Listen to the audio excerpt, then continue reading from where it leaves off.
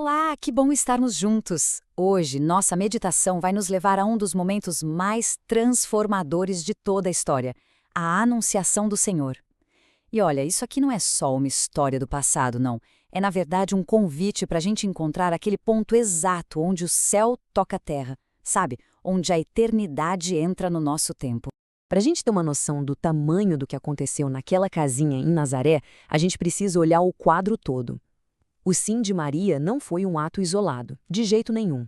A tradição da Igreja sempre viu esse momento como o exato oposto daquela desobediência que deu início à queda da humanidade no Éden. É um momento em que a liberdade humana se alinha de forma perfeita com a vontade de Deus. É o que abre as portas para a salvação. Então, vamos mergulhar fundo nessa meditação? Vamos analisar cada palavra, cada gesto desse encontro sagrado. A gente vai ver como cada detalhezinho revela verdades eternas e como tudo foi perfeitamente orquestrado por Deus. Vamos começar pelo plano de Deus, o lugar e a pessoa escolhida. E aqui já tem a primeira grande lição de Deus, que está na geografia mesmo. A salvação não começa onde todo mundo esperaria. Por quê? Porque a iniciativa é toda de Deus e a escolha do palco já é uma mensagem por si só. Pensa bem, toda a expectativa pelo Messias estava centrada em Jerusalém, né? A cidade do templo, do poder político, do poder religioso, era o centro do mundo para o povo de Israel. Mas Deus simplesmente ignora essa lógica do poder humano. A salvação não viria do barulho, da ostentação. E é aqui que se revela um princípio fundamental de Deus. Ele escolhe Nazaré, um lugar tão, mas tão insignificante que as pessoas se perguntavam, pode vir alguma coisa boa de lá? Ele faz isso para mostrar para a gente que o seu poder não se manifesta no prestígio, mas na humildade. A humildade é o terreno fértil onde a graça pode de verdade germinar. Agora, tem um detalhe que é crucial. Maria estava prometida. E por quê? Santo Ambrósio explica as razões teológicas por trás disso. Primeiro, era para proteger a reputação dela. Segundo, para garantir que ela tivesse o amparo e o cuidado de José. E terceiro, de um jeito bem misterioso, para ocultar a grandiosidade da encarnação das forças do mal. E agora a gente chega no momento do encontro, a saudação do anjo. Gente, isso não é um bom dia qualquer. As palavras dele são, em si, uma revelação teológica profundíssima. Olha que interessante, a palavra original no grego é chaire, não é um simples oi ou salve, significa alegra-te. O Papa Bento XVI ensina que essa palavra conecta Maria diretamente com as profecias do Antigo Testamento, como aquela de Sofonias, que convida a filha de Sião a se alegrar porque Deus viria morar no meio dela.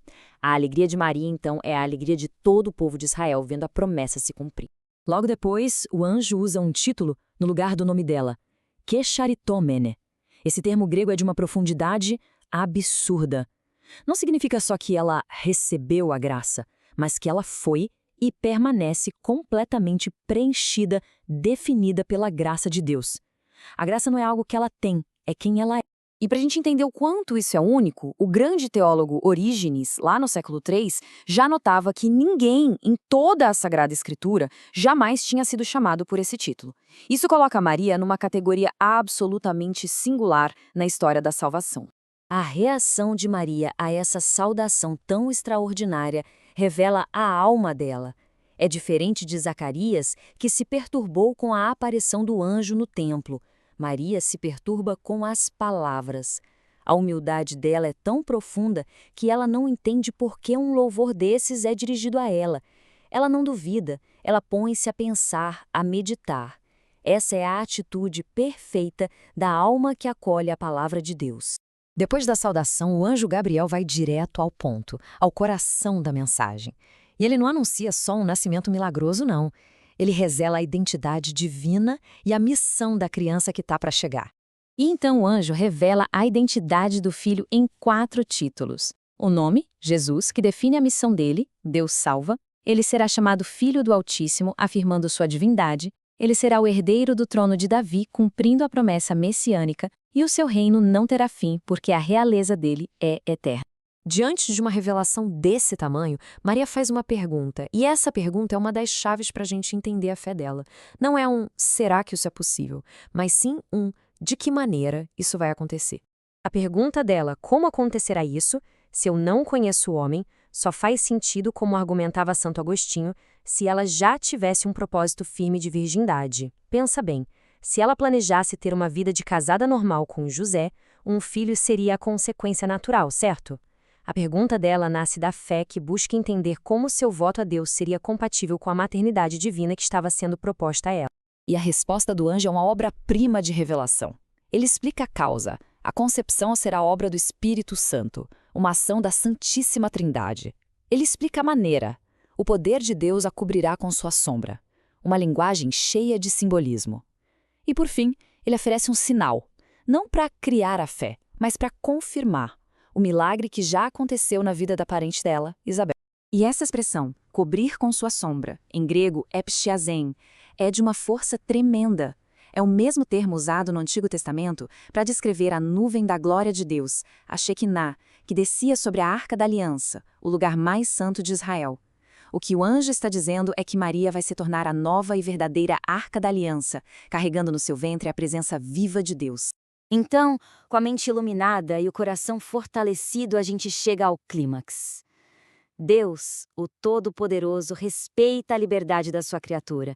E como descreve São Bernardo, todo o universo prende a respiração esperando o sim de uma jovem. E a resposta dela é a perfeição da entrega. Eis a serva do Senhor. Ela não reivindica o título de mãe de Deus, mas o de serva, de escrava. E aí vem o sim que ecoa pela eternidade. Faça-se em mim segundo a tua palavra. Nesse exato momento, a palavra se fez carne. O Verbo eterno começa a existir como ser humano no tempo. Então, o que a gente pode levar de concreto dessa meditação para a nossa vida? 3 lições fundamentais. Primeiro, a humildade de Maria, que é o antídoto para o nosso orgulho.